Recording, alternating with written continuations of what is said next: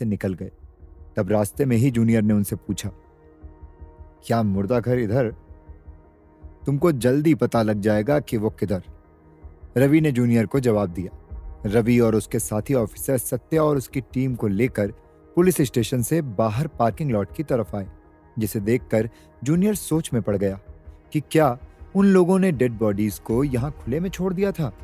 पर फिर जूनियर को एहसास हुआ कि रवि के दिमाग में जरूर कोई खिचड़ी पक रही थी, लेकिन वो बिना कुछ रिएक्ट किए बस देखने लगा कि आखिर वो उनके साथ करने क्या वाला था। वहीं जैसा कि जूनियर को उम्मीद थी, पार्किंग लॉट में पहुंचते ही रवि अचानक ही रुका और फिर पीछे मुड़कर उसने जूनियर को देखकर मुस्कुराते हुए कहा, मैं तुम सबका इन्फॉर्मेशन बहुत अच्छे से पढ़ा। मैं पढ़ा कि तुम में से एक बहुत ब्रेव पुलिस वाला जो अपना टीम का एक ऑफिसर का टांग तोड़ दिया और डिमोशन लेकर एक इंस्पेक्टर बन गया। लेकिन इससे पहले कि हम सब कुछ काम करें, मैं चाहता कि हम एक दूसरे से थोड़ा बहुत कुछ सीख ले। रवि की ये बात सुनते ही जूनियर के मन में एक खुशी की लहर दौड़ गई। उसने अनजाने में ही उनके पीछे खड़े कल्पेश के बारे में बातें की थी और कल्पेश के गुस्से को सत्या और जूनियर दोनों ही जानते थे। वहीं जूनियर ने इस बारे में सोचकर जैसे ही पीछे मुड़कर कल्पेश को देखा, कल्पेश जिसका चेहरा बर्फ की तरह बिल्कुल कठोर और ठंडा रहता था, अचानक ही उसके चेहरे पर मुस्कान आ गई। ठीक है, तो चलो थोड़ा खेलते हैं और इस टीम का मेल जोल बढ़ने से पहले वार्म अप करते हैं। और हाँ, मेरे को पूरा उम्मीद कि ऑफिसर कल्पेश मेरे ऊपर थोड़ा रहम दिखाएगा। रवि ने अपने गर्दन को इधर उधर हिलाते हुए अपने हाथों को खींच कर कहा। वो कल्पेश से लड़ना चाहता था। वो कल्पेश का मजाक उड़ा रहा था। उसे लगता था कि वो कल्पेश को हरा पाएगा। वहीं उसे देखकर अब कल्पेश भी आगे आया, लेकिन वो अपनी जगह से हिला तक नहीं। उसने बस अपने जेब से एक सिगरेट निकाला और उसे जलाकर उसके कश भरने लगा। तभी सत्या ने उसे देखते हुए कहा, अंकल, उसको तोड़ने का नहीं है। सत्या की बात सुनकर उसके टीम वाले तो बिल्कुल सीरियस खड़े थे, लेकिन रवि के साइड जो ऑफिसर थे वो हंसने लगे।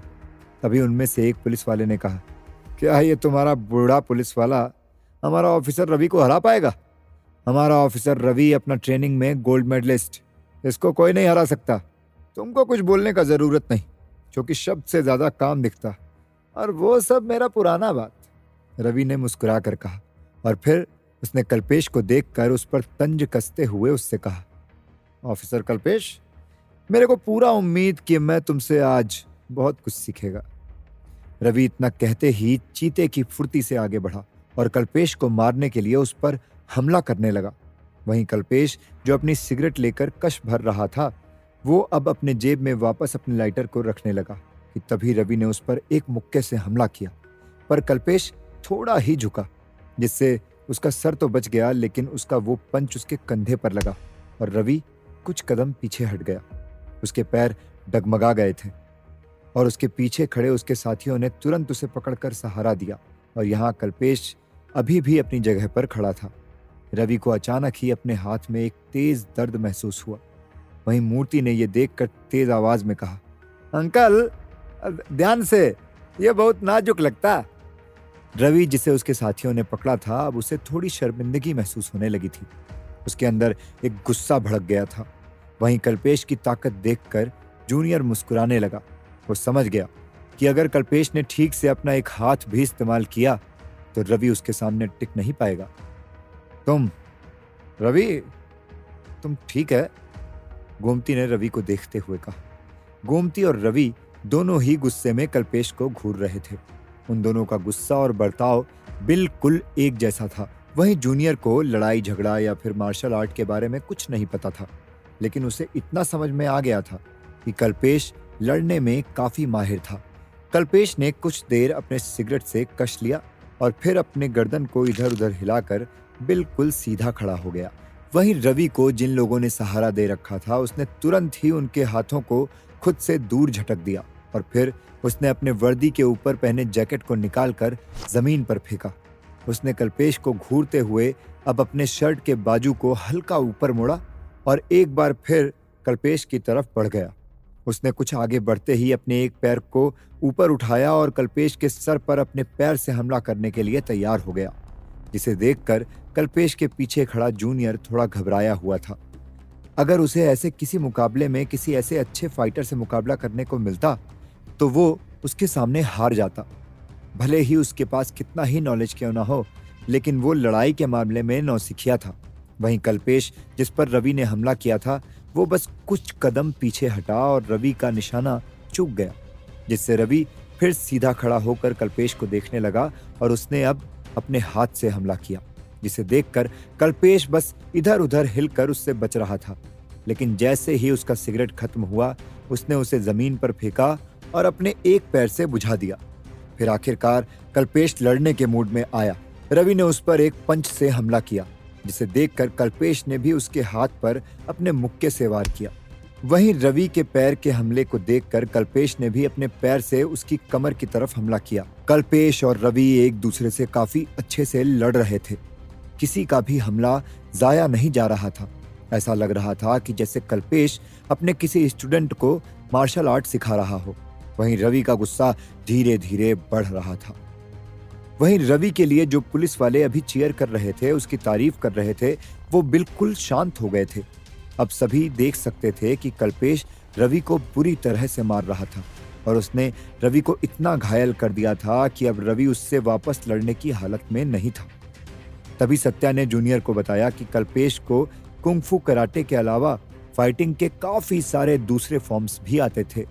वहीं रवि, उसने सिर्फ पुलिस की फाइटिंग स्टाइल को सीखा था। कल्पेश जहां कभी आर्मी में चीफ इंस्ट्रक्टर हुआ करता था, उसके लिए रवि एक स्टूडेंट था।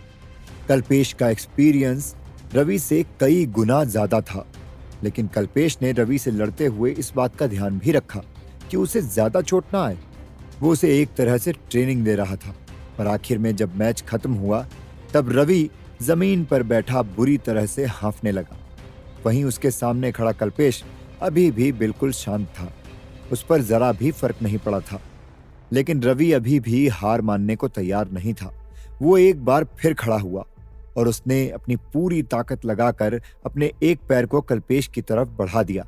वो कल्पेश को किक मारना चाहता था, जिसे देखते ही मूर्ति, जो जूनियर के पास खड़ा था, उसने हैरानी से अपना मुंह खोलते हुए कहा, वेंकटेश्वरा, यह बहुत अच्छा फाइटर। इसको देखकर अब मेरे को भी फाइट करने का मन करता। रवि के हमले को देखकर कल्पेश के चेहरे पर मुस्कुराहट आ गई और वो अचानक ही पीछे मुड़ गया, जिसे देखकर अब रवि उसका गला पकड़ने के लिए आगे बढ़ा, जिसे देखकर जूनियर हैरान रह गया। रवि इतना कुछ होने के बावजूद हार मानने को तैयार नहीं था। तभी उसने रवि के लिए कहा, संभाल कर। पर रवि, उसकी आंखें लाल हो गई थीं और वो बिना सोचे समझे कल्पेश के पीछे से उस पर कूद पड़ा। लेकिन इससे पहले कि वो कल्पेश के गले को पकड़ता, कल्पेश ने पीछे घूमकर उसे किक मारी, जिससे रवि कुछ मीटर दूर जाकर जमीन पर गिर गया। और तभी सभी को कुछ टूटने की आवाज आई। वो शायद रवि के पैर की हड्डी थी या हाथ की, कहना थोड़ा मुश्किल था। जिसकी आवाज सुनते ही रवि के टीममेट्स दौड़कर उसके पास गए। तभी रवि ने गुस्से में चीखते हुए कहा, तुम सब मेरे को टारगेट करता, हमारा टीम को घायल करने का कोशिश करता। मैं अभी अपना अप्पा को शिकायत करेगा और तुम सबको यहां से भगाएगा। रवि धमकी दे रहा था, लेकिन कल्पेश, उसने फिर दोबारा अपने जेब से सिगरेट निकाली और उसे जलाकर पीने लगा। लेकिन मूर्ति ऐसी चीजों से पीछे कैसे हट सकता था। उसने आगे बढ़कर मुस्कुराते हुए कहा, तुम क्या छोटा बच्चा है? तुम कुछ झगड़ा मोल लेने आया और जब पिट गया तो तुम अपना अप्पा को बुलाता। लेकिन लगता कि तुम्हारा अप्पा अभी इधर है नहीं। पर अगर तुमको इंस्टेंट अप्पा चाहिए तो मैं अभी हमारा टीम से किसी को रिक्वेस्ट कर सकता कि वो तुम्हारा अप्पा। मैं तुमको जान से मार देगा। रवि गुस्से में उठकर खड़ा हुआ और फिर उसने अपने आसपास मौजूद ऑफिसर्स को देखते हुए कहा, ये सब यहाँ पर झगड़ा करता, लोगों को घायल करता, तुम सब देखा? गोमती, तुम देखा ना? तुम अपना आंखों से देखा। रवि की बात सुनकर उसके साथ खड़े सभी पुलिस वालों ने हिचकिचाते हुए अपना सर हिलाया, जिसे देखकर जूनियर, सत्या, मूर्ति और कल्पेश कुछ कर नहीं सकते थे। वहीं रवि ने अपनी बची कुची इज्जत को संभालते हुए अपने कपड़ों को ठीक किया और फिर उन सबको घूरते हुए कहा, तुम सब वेट करो। मेरे को कोई फर्क नहीं पड़ता कि तुमको कोई मिनिस्टर भेजा या कोई ऑफिसर भेजा, चाहे कोई भी भेजा हो, पर मैं तुमको जाने नहीं देगा।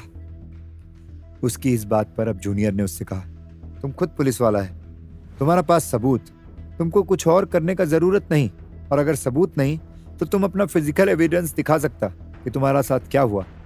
इतना कहकर जूनियर ने अपना फोन निकाल कर उनके सामने किया। उसने उनकी सारी बातें बहुत अच्छे से रिकॉर्ड कर ली थी ताकि आगे जाकर उनके टीम को कोई प्रॉब्लम ना हो।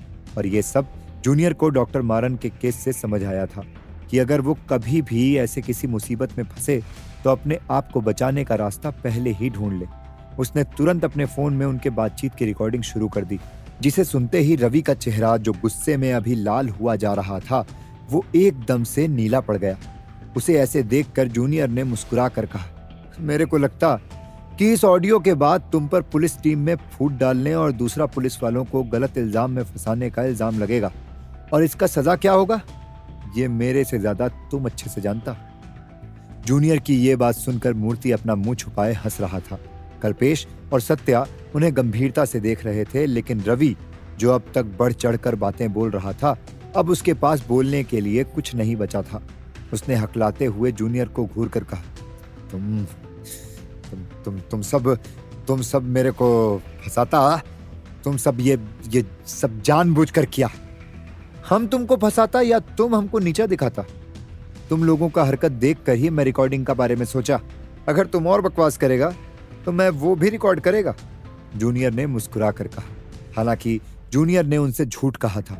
जूनियर ने रिकॉर्डिंग जरूर की थी, लेकिन वो शुरुआत में रिकॉर्डिंग कर नहीं पाया था।